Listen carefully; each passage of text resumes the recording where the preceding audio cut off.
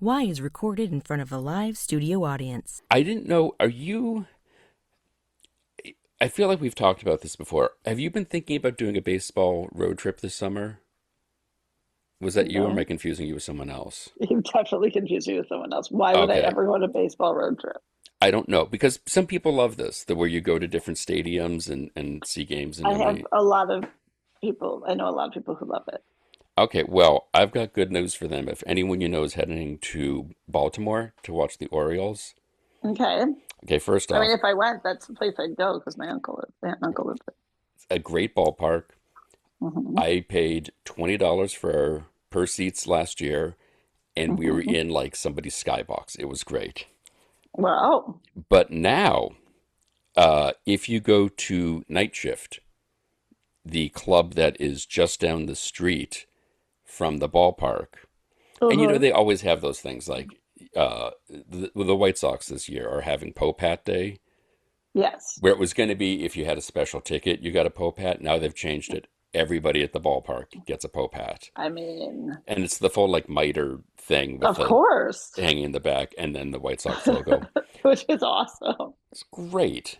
And so maybe here's what you do. You get your Pope hat and then you drive Hmm. to Baltimore. And before or after the game, you swing by the night shift club, Hmm. open from 12 p.m. to 2 a.m. If you show your ticket from that day, from that home Hmm. game, free lap dance. Wow. Yeah. I So mean, that could be a religious experience for many. hmm you have to redeem it before midnight on that. So, like, if They're being very literal. quite literal, yes. Yes. This is in April right now, and they say in parentheses, stay tuned for May promos, which, Wow. yeah. And then here's the best part. If I'm not interrupting, if I'm keeping you I up, please let know. me know. I'm exhausted. I don't know why. There is a limit for this, so you can't use this all the time. You can't have like 20 minutes. One per customer per ticket per day. If you have season passes, Oh, I mean, no, again, no just for triple header for April, you. just April. Right. If there's a rain out or a doubleheader, yeah, you gotta, I guess, go between the games. And I'm Right. sure they've got a buffet. I bet they do. I bet I they would, do crab legs. now I need to look this up. Maybe they do those crab tater tots that I tried. The Old Bay crab tater tots are unbelievable. 76 Google reviews, 4.5 stars. So there you I go. That's mean, something. that's good. As of June 27th, they don't say which year. Interesting. New ownership. Okay. But is Baltimore's premier adult entertainment, comment, drinks, and dining venue. Nice. So I guess that means um, for all three of those things, they are number one. Of course. You'd be Yeah, number one for one, be number one for all. this is true. Oh, here's their history. Ooh. Is So, it in well, an old-timey Revolutionary War building? uh, their the building was built in 1940, formerly Sookie's Okay. Bar. Okay. Uh, yeah, that was the Ponca Inn in the early 60s. Then the Hmm. 70s, go-go dancers and late-night entertainment were slowly introduced. By 1989, it had become Eclipse, and then 91, it became Night Shift. And as they say on their About page, and in 1998, we entered the modern era of the information superhighway. Oh, all Yep. right. Oh, and there is a spot if you want to share your memories or photos or videos, and you're, Wow. yeah, not running for office, I'm guessing. Or maybe you Um, are. Maybe you are.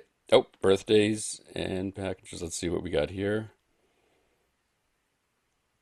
So we can celebrate our special day there. Big Yes. or birthday, bachelor party, or big night out, unforgettable at Night Shift Club in Baltimore.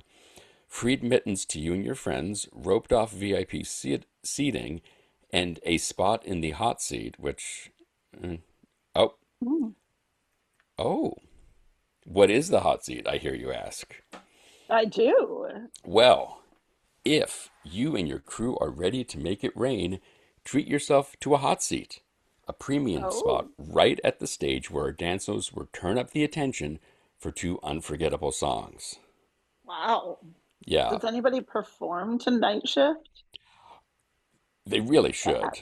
the night shift? Oh my God, And that's. by the way, this was a really, like, I didn't even think about it till you were talking just now. See, I was paying attention, even though I'm really tired. Mhm. The fact that you transitioned from Henry Winkler into the night shift is so brilliant. I can't even, I almost forgive you for wearing the t-shirt of the band you're about to see.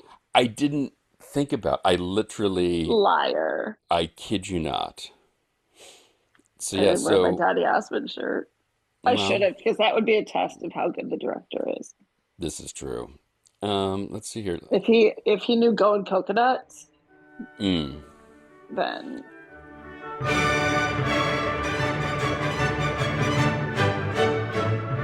This is Why, with your hosts, Heidi Hedquist and Luke Poling. it'd Well, be all I've got over. good news for you, Heidi. What? The free lap dance promotion continues into May. And you can get one to night shift. Yep, and the birds are. They've got a couple most weekends, every other weekend, but the 22nd through the 31st of May, they are in town. So you can, Wow. yeah, go see a game and then head on over to night shift for your Because free can't lap you dance. imagine like listening to the Commodores in the background That would be great. saying, "Hey Marvin"? I would love nothing more. I would too. Like I want to go now just to go and get that. Will you please welcome to the stage, Marvin? That'd be great. Here's the other Yeah. thing. So every Monday at night shift is industry days. So Ooh, 7 swing p.m. to night. 2, yep, 7 a.m. to 2, sorry, 7 p.m. to 2 a.m., 2 for 1 beer special, 50% off food, 25% off of rail drink, which I don't know That's like if you're at isn't the isn't rail. that like a oh, I don't know if it was at the rail or if it was more like a like the house, like the low end, like Mm, call. gotcha. Like I the, don't know. you're not getting Tito's, is what you're saying. No, I Or you're don't not think getting Senior so. Rio. I'm not getting Senior And Rio. they're not pouring Senior Rio there. Wait, did you see Guy Fieri's in trouble? Nobody loves Guy Fieri anymore. What? Yeah, Why? I just saw like who wants to deal with this guy? He just something just happened with him. Oh, that's not good. We should just mention too, if you do go there on industry nights, $20 dances. So Um, I mean that's not bad. no, and the great Oh, thing is my mom's got a birthday coming up in June. So perfect. She'll love it. She's a dancer too, so it's exactly. perfect. Oh, okay. Oh, Well, so here's he the got in headline. trouble Oh, okay. Well, here's because of the manosphere. yeah. But Um, everybody's giving major backlash to him. well, but here's the problem. So the headline, when one does a Google and then click on the news tab, it's got all the Hmm. different headlines. But then it does like a summary headline right across the top, which if this was your client, would you ever want to see this headline? Guy Fieri denies supporting Andrew and Tristan Tate after UFC event. Like every single word in that sentence just gets worse and worse Oh and yeah. worse and worse. Mine is right. Mine is Not a Guy political Fieri. show. Right. Mine is Guy Fieri responds to backlash after meeting Tate brothers at UFC event. Says he doesn't support them. Yeah. That's the Hollywood Reporter. Mm. Well, good news for Guy if he wants to go to night shift in June, the 9th through the 14th, he can get a free lap dance if he has his ticket from the gang. It's that Manosphere night. Yep. And on the 27th, it is the first anniversary party. Right now, that's just blocked off. There's no link to it, so we don't know what could be happening at the first anniversary party, but we would love to invite them to come onto the show and tell us all about it. Yeah, Because this needs to be our opening for next week's show. of It's just course. going over. Like if we could get double lap dances, could we go? I feel like one of us. One now I feel like we're dancing. One of us needs to do night shift, and then the follow up has to be when Smokey sings.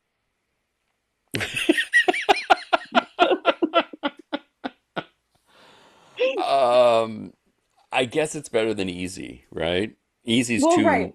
too much of like you could actually Right. dance to that song. Or like three times a lady, like no, or Yeah. hello, no, we're not going into any of that. But we got to go No. like with the theme, right? So Yeah. you're not going to go from night shift into, I mean, we could go from night shift to night moves. And I know that everything that I'm bringing up has something to do with my hometown, Right. whether the band or the songs that they're Yep. about. Hmm. But we could do night shift to night moves, or I feel like night shift and when Smokey sings is kind of a good little balance there. It is. If you want wild living fast, and if you want to end up giving your all, let me call. Pussycat is living reckless, Pussycat is riding high. Everything that you can The thing that makes a documentary film is the good idea. And were you the first person to say Tura Santana needs a movie? Because she most definitely does. Um, Weirdly, the first person to say Tura Satana needs a movie were Tura's fans. Mm. Okay, so this originally, I mean, the origins of the film go back so far, but the very, very beginnings of it was Tura and Siouxzan would be doing shows. They do conventions or whatever. And as Tura kind of got rediscovered as a, not only as an actress, but like a, a sort of a feminist icon per se, fans would always be constantly coming up to Tura like, your stories inspired me so much. Like I, you have inspired me to make changes in my life that I wouldn't necessarily have had the strength to do. And you've inspired me. And that happened so much that finally it occurred to kind of Tura and Siouxzan that, wait a minute, like your story is really the story. Your life is inspiring so many people.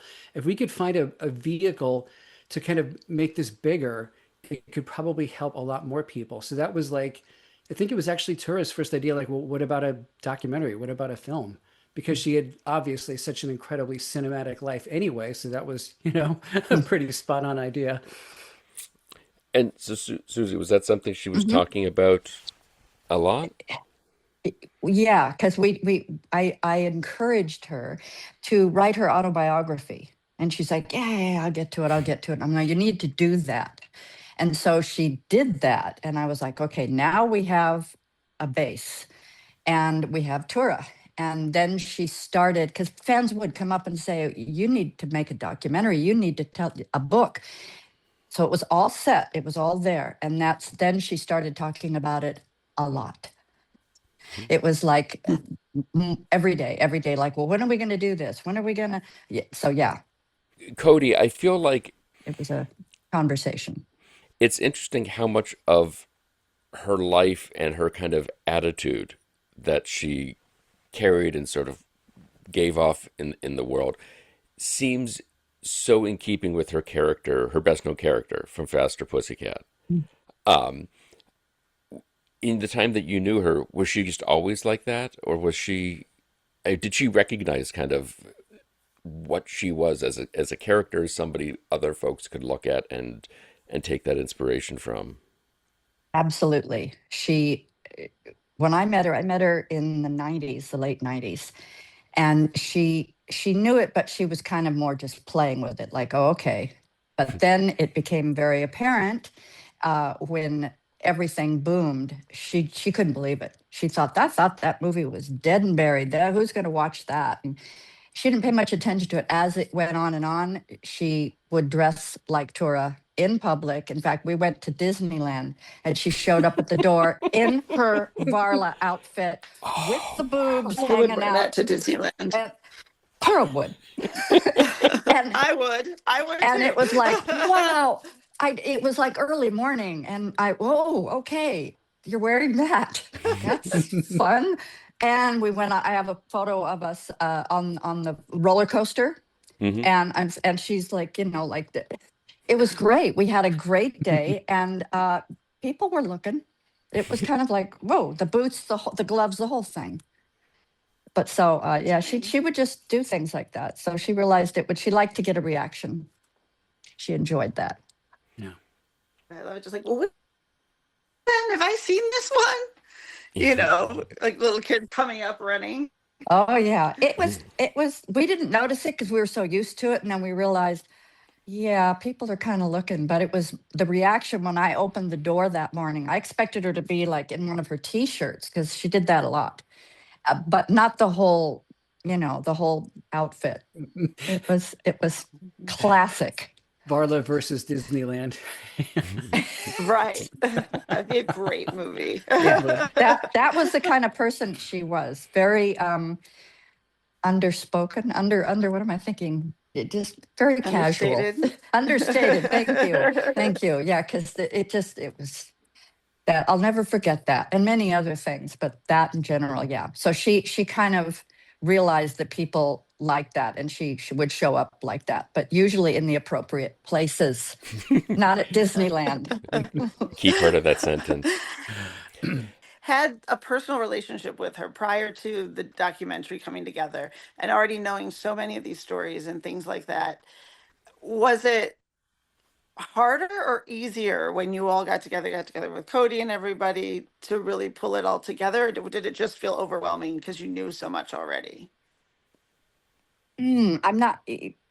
Did I wasn't overwhelmed. It was exciting. It was kind of like it was like a journey. It just kept going, and there was no really like, oh, okay, we're going to do this. Oh, because she was like that anyway. She would pop things up and go, we're doing this, not this is what we should do. Perfect. We are doing this. So when it happened, it was a beautiful fuse because she adored Cody, and it was just this lovely thing. Like, okay, yeah, we should do a movie. We should do this. Yeah, and it wasn't crazy at all. It was just it moved right along. It was And, Co- wonderful. Awesome. and Cody, how did you get to know her and get to a point where did you approach her and say, "Hey, everyone's saying you need to do a movie"? Oh, well, people had been saying that to her for decades anyway, so I didn't need to be the person to say that. Um, I actually met Turo when I did Sugar Box. We originally wanted Erica Gavin for the role of the warden. Now, at the time, Suzanne managed all of the Russ Meyer women. So if you that's a show on its own, like Mm-hmm. for sure. Yeah. Oh So yeah. so Erica couldn't do it, but Suzanne, that was my first encounter with her. She's like, by the way, but I also have Erica can't do it, but I have Tura Satana and Kitten a TV Dodd. And I'm like, holy fuck, yes. Yes, of course, let's do it. So then I went out there was like this barbecue. Again, all of the Russ Meyer women were there, insane. And Tura was there, and we just hit it off. And she was she was great. What's great about actors from the 70s, the 60s, 70s, and women from her generation is if there's a job to do, they just fucking go in and do it. There's like very little pretense involved or, overthinking things or whatever. It's just like you have to kick through a wall. Let's go kick through the wall. So that, working with Tura was amazing in that sense because whatever it was, she was just anything, she would just do it. And how was it assembling all of this footage and finding all of this stuff? Did she have a pretty good archive, or were you having to do a lot of digging? So when Tura passed, she left everything to Suzanne, and Tura's daughters had tons of stuff as well. So there was an incredible archive, and it was obviously all the things that count. If it had been someone that didn't know Tura was making this documentary, they wouldn't have the kind of access that we had, fortunately, because we had all of her writings, all of her personal belongings. So having that access was incredible. There was a ton of stuff, and then there was a ton of stuff there's a million things on the internet. There's stuff everywhere. So I will say this: the film that we have now at 100 an hour 45 or whatever it is, we could have made 10 of them with the amount of material that we have in terms of clips and how good the interviews were. I mean, it was like killing your babies, like cutting down these interviews, cutting down the John or the Dita interviews. It was Yeah, yeah. really hard to do. And you had, like you said, some great folks in here, Dita Von Teese, John Waters, and then Margaret Cho and her involvement in narration. I'm assuming you weren't twisting anybody's arm to come on and help tell this story. Oh, it was like Suzanne said, everything kind of came together. So obviously Tura wanted this to happen while she was still alive. Unfortunately, it did not. But after she passed and Suzanne and I spoke about it and decided to do it, all of the planets aligned very strongly. Now, we already knew John was a huge fan. Obviously, Tura knew John. We knew Dita was a fan. We knew Margaret was a fan. So, reaching out to all of them, they were all pretty much an automatic yes. There was no hesitation from any of them, which was amazing. The John Waters story is the best, though. We get the letter to John Waters pitching him the film, and he's John Waters. He's super busy. They're like, okay, he's John Waters. You're going to hear from him in 3 or 4 months about this. I'm like, okay, no problem. 2 days later, I'm in the checkout line at the 99-cent store, and my phone rings, and it's a Baltimore phone number. So, and who else is calling me from Baltimore? It was John Waters saying yes 2 days later. So, yeah, people, Tura's impact and inspiration on people was huge, so they were very into kind of paying that back for what she had, the inspiration or whatever she had done for them or inspired in them.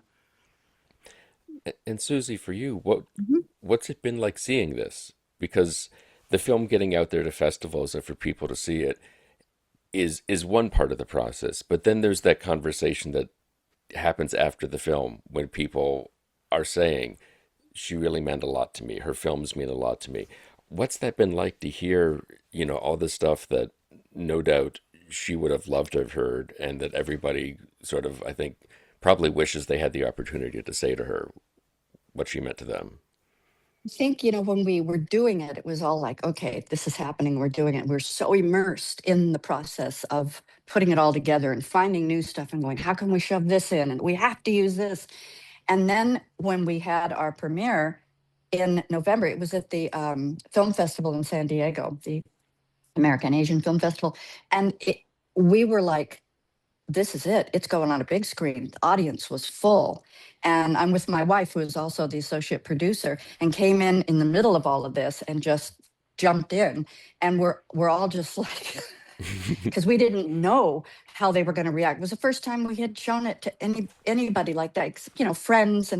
But it was really emotional and and the way, at first, you don't hear anything, no clapping, and we're like, oh, it's bad. And then it starts and you see people laughing, you see them crying, and we're like, oh my God. And then afterwards, the people that came up and just were like, oh my, thank you for making this. And then it kept going. Every time we showed it, it was that initial, and then people were just, and the ratings and the reviews, we were overwhelmed. But it felt like the way it did, as Cody was saying, it all just came together in a natural way after Tura passed. It was almost like she was up there saying, oh, okay, now this, I'm choosing this. No, you need to get this person. And contacts and everybody saying yes. And the interviews working out, it was like, okay, it was obviously meant to happen. Sure. For sure. And it's been interesting Yeah. too, because even, personally, after seeing the film and telling other people about it, how many people don't realize that they know who she is? Absolutely. And people that didn't know, that got dragged to the movies with somebody who's, you've got to see this film. They were like, oh, it's that Russ Meyer girl with the tits and, da, da, da, da, da. And then they came out of it with tears going, I had no idea. Because they just thought it was going to be a documentary about Faster Pussycat. And that singled out. No, it was about this woman who took something horrifically awful and turned it around and made this positive thing happen constantly. And it was nice to see that mix of people coming up and saying, I had no idea who she was, but oh my God, I'm bringing my friends. Right. People are having watch parties when it started streaming. It was just the mail that we get, the social media. It's just, wow. Yeah. Yeah. And it was that line of like, Tura already has a huge fan base. So you have to, obviously, you want them to, appreciate the film, but then also you can't preach to the choir. It's like Tura was such an impact in people on things that, such an influence on things that people had no idea. So you have to we wanted to make this film to show that side as well. So we try to get both sides of it, enough for the, make the fans be like, yeah, Tura, we knew Tura, and then everybody else to discover Tura. And Does for that make both sense? of you, yeah. And for both of you, how has it been hearing these responses and sort of like, you know, what people have taken from her, what they've sort of been inspired by? How much of that jibes with the Tura you knew? Um, Yeah, it's go. really gratifying. It's really gratifying that, because like Tura's life was impactful, emotionally impactful, cinematic. So the fact that her story is the film, her story is having that impact and making that connection is gratifying, and it's great. Yeah, like everything you just said. Yes. Yeah, it totally jives with who she was. It's kind of like nothing stopped when she passed, except she wasn't here to boss me around, and it was, but everything else just kept going.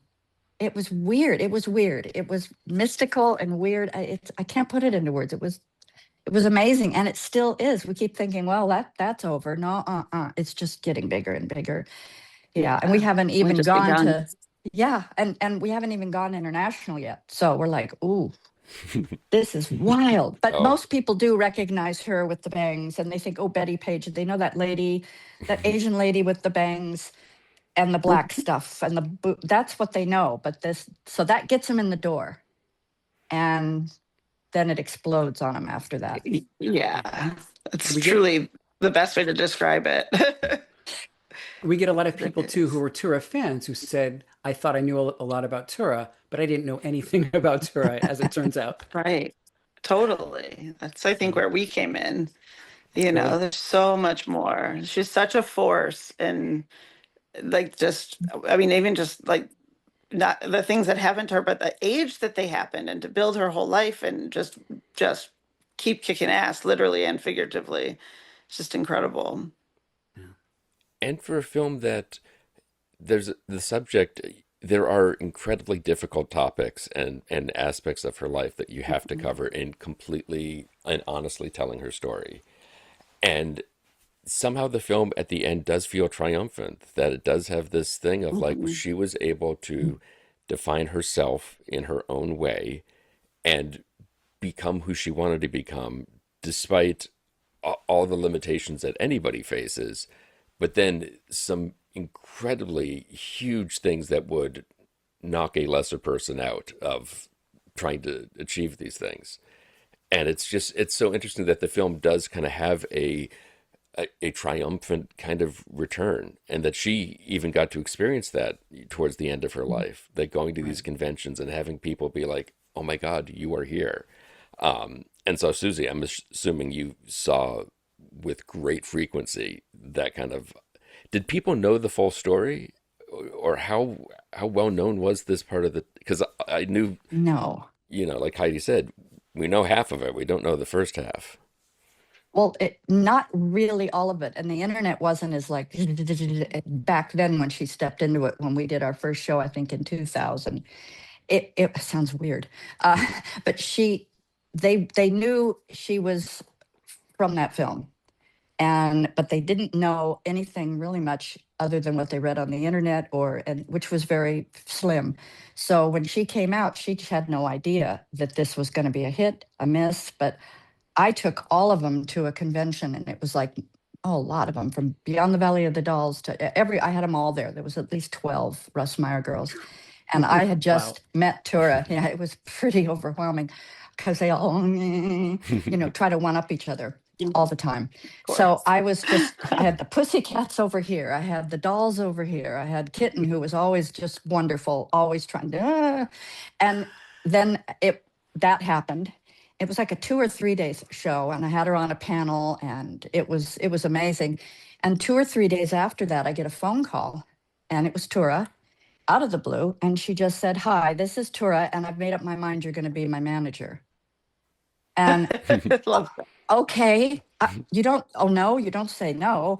But it was, Right. then she said, I'm going to be sending, what's your address? I need to send you some stuff, and these boxes of stuff and photos and stuff. So I have a whole downstairs area that is just literally wall to wall tourist stuff. All of her scripts. I have the original Faster Pussycat script with all of her notes and coffee stains and phone numbers and secret phone numbers and her glove and her jeans. And she would just come over and just say, here, you might want this, or put this somewhere, and not really tell me what it is. And she threw me a black pair of jeans, Levi's, and she goes, here. And she wouldn't look at you. She'd just give, here, take it. And I'd be like, oh my God, you can't be, yeah, those are the ones. And I'm like, all right. I love it. Yeah. So, and that, yeah. So she was like a steamroller, but in a nice way. You know, she wasn't, but she was, you don't argue with her. Right.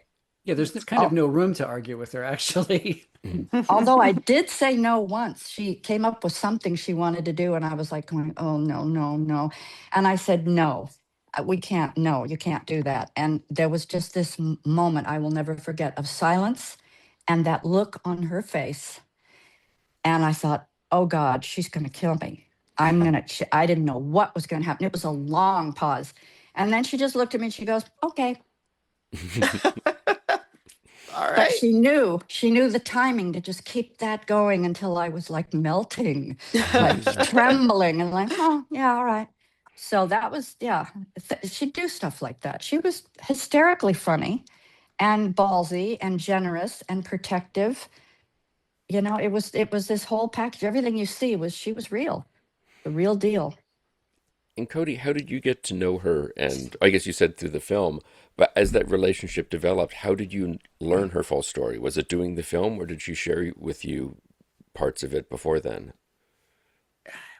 She would share bits and pieces. Like after we filmed Sugar Box, she would attend things for the film. She came to the premiere. I became obviously friends with her and with Siouxzan and with Kitten. So we would like be at dinner or something, and a story would come up. Sort of, she would mention something, but it never dwelled on much. So I had read, I think, almost every Tura Satana interview ever given. There was one really deep one in Psychotronic. I forget what year that came out, but it's the one with Tura on the cover with John Philip Law. That was really insightful piece of, like, that told a lot. So I learned a lot from that. But I learned the most from her unpublished book, obviously, her unpublished memoir, because it's like everything's in there. Everything's in there. So that was kind of the centerpiece. That was the ground zero for tying everything together, for all of the stories you would hear here or there, or read about, or interviews she'd given, or things she would tell me or tell Siouxzan. It all kind of it all gets centered in her memoir. How early on in the process did you kind of start going through that? Oh, immediately. I mean, because I'm assuming the first time through must have been mind-blowing, but also like, oh my God, this film, is it different than what you thought it was going to be when you started the process? Yeah, I think unless you're Alfred Hitchcock, films are always different at the end than they are at the beginning, or what you think they're going to be. So the answer is yes. We did know one thing though, like Tura's life was so dynamic, like the emotional highs, the celebrity, the brutal personal life. It was just insanely cinematic. So we knew that we had to make a film that matched that level of energy. And we had the ability to do that, being friends with Tura, knowing Tura for so long, and having access to all of her stuff. Again, had someone, like, a lot of people could have made this film, but I think if anyone else would have made it, it would have been the outsider's perspective. Oh, Tura was this cool cult actress and she did these cool films. But we were able to tell Tura's story first person from her perspective, thanks to everything that we had. So we knew we wanted to do that. from the outset, and we knew we wanted it to make it as cinematic as we can. Like honestly, I wanted to blow people out of the seats. That's what because that's the way Tura was. That's what Varla Yep. was. It was like fucking blow people out of the seats. So that's what we aimed to do in this film. I mean, on every level. Like if it's a just in terms of emotional impact and cinematography, like we wanted to have everything be kind of as big as Tura was and as big as it was for her. Again, not just visually, but emotionally. And as you were going through this process, having done this myself, there's always those moments when you open up some box that you've been staring at that's been in the corner for however long, and you dust something off and go, oh my God, it's this.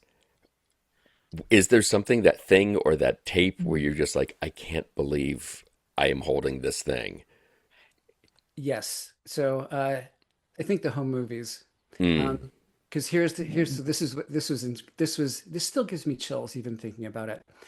Um, Prior to getting the 8mm films, we had done the interviews with Lonnie and Jade, Tura's daughters, right? We did 2 days of interviews, and they were amazing. There was like, they didn't sugarcoat anything. They told everything just it was very real. It was very honest and authentic and real. So after we did the interviews, and I kind of got a gist of what their home life was like when they were both children living there. Then we got the home movies, and when I transferred them, it was like chills, because everything Lonnie and Jade had talked about in the interviews was right there on these home movies. Lonnie being mother to Jade, Lonnie having to parent Jade, what their home life was like. It was all right there on these, 8mm films from like 1969. And it was like that was like such a watershed gift, because that is so powerful, that to me. Yeah. Sure. Yeah. It, It's awesome. it's I always can't believe that Jade still had them. Thank God. Because so much was lost in the Right. garages and the flood and the this and the that. And when she said, oh, I've got this box of, I think they're old movies of Mom's. Do you want me to send you them? And we're like, yeah. Yeah.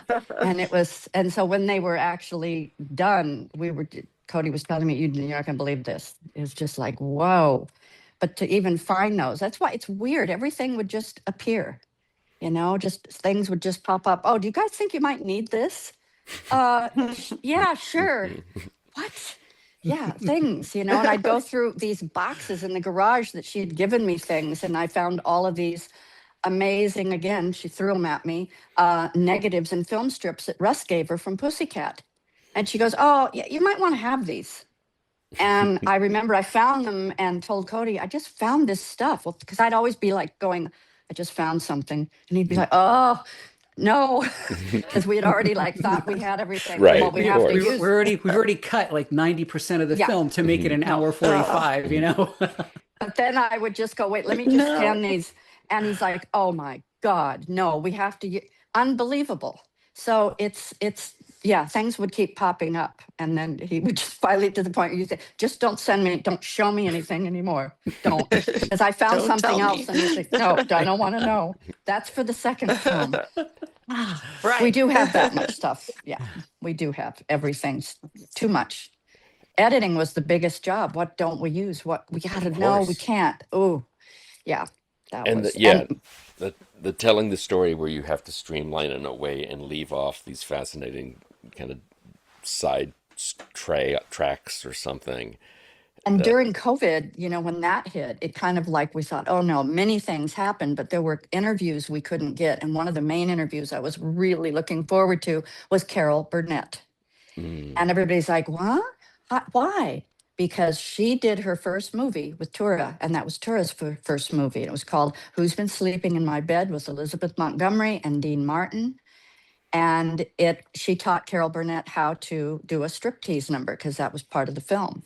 And then I think it was Life magazine did a whole spread on it, which I had. So I said, oh, we've got to get Carol. But then COVID snapped her right up not that she was ill, it's just that we couldn't do any in-person Yeah. Right. things. So that would have been great, but Would have been there's awesome. who knows. But yeah, another thing nobody knows about. Yeah, Good information. for Yeah. sure. But it also gave us that ending when we found out that Lonnie did her chart for her DNA chart, and we were like, what? Yeah. So that we didn't kind of know what to do. That was like a week or two of going, what? But Cody was brilliant how he handled that and just fused it together. And he would send me clips, and then I'd be like, that's amazing. Because it took it right in and just floated in like, yeah, so what? It Mhm. made another Yep. story. Our ending kind of went on. And that's a little piece that nobody expects when they're watching the film, who Right. Lonnie's father really was, because Tura kept telling everybody it was Tony Bennett. Even Lonnie thought it Mhm. was Tony Bennett. So Yeah. it had it good. COVID had it good and bad things going on, but most of For it was sure. just amazing. Amazing.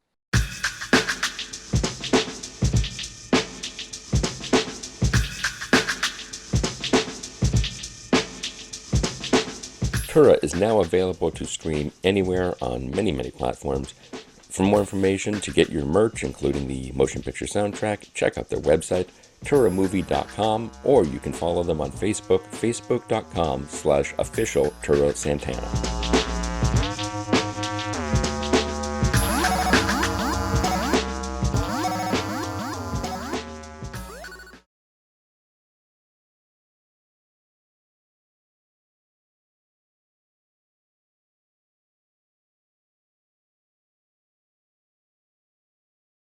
Nigel, is that you? Are you here, Nigel?